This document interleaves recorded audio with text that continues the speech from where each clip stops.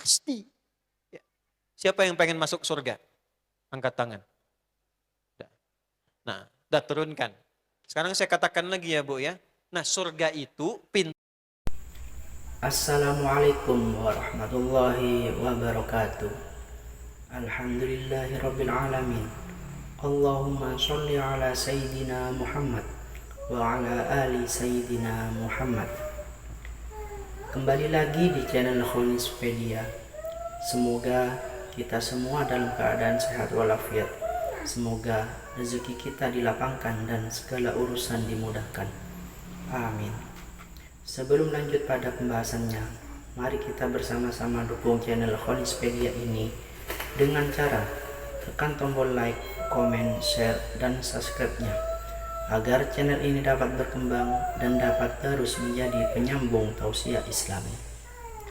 Baik, mari kita simak penjelasan dari Ustadz bersama-sama dengan harapan dapat menjadi tambahan ilmu yang bermanfaat untuk kita. Maka ketika ada kemudian panggilan pertahanan itu nilainya langsung ditawarkan surga. Bayangkan. Makanya berbahagialah teman-teman yang berseragam itu, yang membela tanah airnya, kemudian dia niatkan untuk ibadah lillah. Seperti Hadratus Syekh Muhammad Hashim bin Asy'ari mengeluarkan resolusi jihad untuk meluruskan niat. Bonusnya NKRI. Ya, jadi tidak menghilangkan pengabdian kita kepada bangsa dan negara. Niatnya lillah. Itu kalau meninggal nilainya tinggi di hadapan Allah Subhanahu wa taala. Syahid dia. Syahidul akhirah. Syahid dibagi 3, dunia wal akhirah, syahidud dunia, syahid dunia wal akhirah. Ya, syahid akhirah yang ketiga. Dituliskan syahid di akhiratnya walaupun dia dimakamkan seperti manusia pada umumnya. Nilainya tinggi. Ada seorang baru datang berniaga, sudah berbulan-bulan. Nyampe ke rumah, disambut oleh istrinya. Rindu, kangen, sudah siap-siap, makan, sudah, bersih-bersih, sudah. Kemudian duduk ngobrol berdua. Tiba-tiba nadal munadi lil jihad. Datang penyeru memanggil. Hei, kita sedang persiapan nih. Ada panggilan pertahanan. Ada yang akan menginvasi ke wilayah kita. Panggilan pertahanan. Apa yang terjadi? Itu bisa dadah pada istrinya yang kemudian baru jumpa berbulan-bulan. Dia mengatakan, sayang, panggilan Allah telah tiba. Abang pamit, kalau abang nggak pulang kita ketemu di surga Allah Subhanahu wa taala. Kira-kira ibu kalau begitu gimana tuh, Bu? Hah? Jangan dulu bang, kan udah ada yang lain. Dan hebatnya panggilan istrinya karena ada pendidikan UPI itu. Pendidikan tarbiyah. Iya bang, abang berangkat, di sini aku berdoa. Kalaupun kita kemudian belum berjumpa, anak-anak aku didik untuk mempersiapkan pertemuan kita di akhirat. Berangkat. Itu sedemikian tingginya. Motivasi yang sangat luar biasa. Sehingga ketika akan kemudian disampaikan amalan itu terbayang.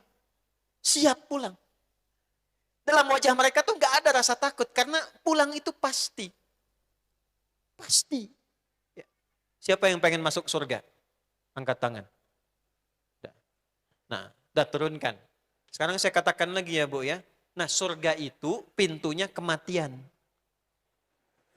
Dah. Nah, antum kalau nggak meninggal ya nggak masuk-masuk. Sekarang saya tanya balik. Siapa yang mau meninggal? Angkat tangan. Mulai turun kan? Walaupun kita nggak bisa milih kan. Bisa antum duluan, saya belakangan.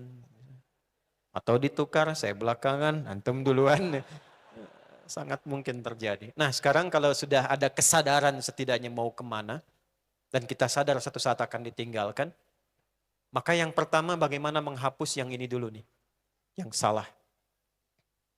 Inilah bijak dan sempurnanya rahmat Allah kepada setiap hambanya. Ingat baik-baik ini ya. Dan ini menjadi hal yang sekarang saya sering viralkan. Allah itu saking rahmannya kepada hambanya. Itu selalu melihat hambanya dengan tatapan rahmat. Karena yang dilihat hambanya dengan rahmat, maka diberi peluang untuk selalu mendapatkan hak kesolehannya sampai ujung nyawanya di kerongkongan.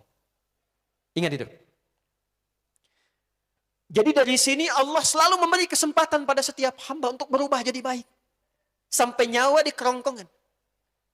Anda kenal Fir'aun? Ayo bilang kenal. Baca dalam referensi manapun, silahkan cek. Mau referensinya Yahudi, referensinya Nasrani, referensi kita di Muslim, ya, silahkan cek. Sudah diviralkan semuka bumi, termasuk orang yang paling kontroversial dan memiliki perilaku penyimpangan yang sangat luar biasa dahsyat, itu Fir'aun. Ngaku Tuhan. Ana rabbukumul a'la. Saya Tuhan kalian yang paling hebat. Hobi bunuh orang. Ya, maaf. Perempuan dibiarkan, laki-laki lahir dieksekusi. Perhatikan cara mengeksekusinya. Yudzabbihuna abna'akum. Al-Baqarah ayat 49. Itu kalau lahir laki-laki, jadi ada intel yang menunggui setiap ibu yang mengandung. Kalau lahir laki-laki, itu langsung dibawa dari hadapan ibu yang baru melahirkannya, dilempar anaknya ke tanah, digorok berulang-ulang di hadapan ibu yang baru melahirkannya. Itu dzabbaha, menggorok berulang-ulang dengan menjatuhkan terlebih dahulu Fir'aun. Tapi perhatikan, sepanjang masih punya kehidupan dan nyawanya belum sampai ke kerongkongan, yang paling luar biasa masih diberikan haknya dengan keadilan Allah Subhanahu wa taala. Bahkan ditugaskan dua nabi sekaligus, Musa dan Harun. Buka Quran surah 20 Thaha ayat 43 sampai 44. Idhhaba ila fir'auna innahu tagha faqula lahu qawlan layyina la'allahu yatadhakkaru aw yakhsha. Musa dan Harun, pergilah sekarang engkau berangkat dakwahi Fir'aun. Bukan untuk menurunkan dia dari kekuasaannya, enggak ada. Enggak dikenal kudeta, tidak. Tapi untuk mengingatkan supaya dia kembali pada jalan kebaikan, sehingga ketika dia tetap menempati posisinya, semua kebijakannya menjadi baik. Dan dahsyatnya, katakan dakwahi Fir'aun itu dengan lemah lembut. Mungkin dengan kelembutan, kata-kata yang baik itu, dia menjadi turun kerasnya, sadar dia, ingat Allah, berubah lebih baik. Selevel Fir'aun masih ditatap dengan pandangan rahmat. Nah, kita yang bukan Tuhan, kita yang makhluk diciptakan oleh Allah, dan ditugaskan dalam Al-Quran meneladani sifat-sifat Ar-Rahman itu, ini yang pertama ditampilkan oleh Al-Quran. Ini yang kita kehilangan itu saat ini. Kok bisa saling mencela? Padahal mengajinya Quran yang sama. Kok bisa merendahkan? Kok bisa tidak memberi harapan? Ini yang sering saya sampaikan, tatap setiap orang dengan tatapan rahmat. Sekalipun pernah berbuat salah, tidak ada yang sempurna. Sepanjang dia manusia, pasti pernah berbuat salah. Tatap dengan tatapan rahmat. Semua orang yang pernah hidup, pernah berbuat salah, selalu punya kesempatan kembali menjadi saleh. Demikian tausiah Islami yang disampaikan. Semoga bermanfaat, menjadi amal yang diridhoi oleh Allah Subhanahu wa taala. Amin. Akhirul kalam. Assalamualaikum warahmatullahi wabarakatuh.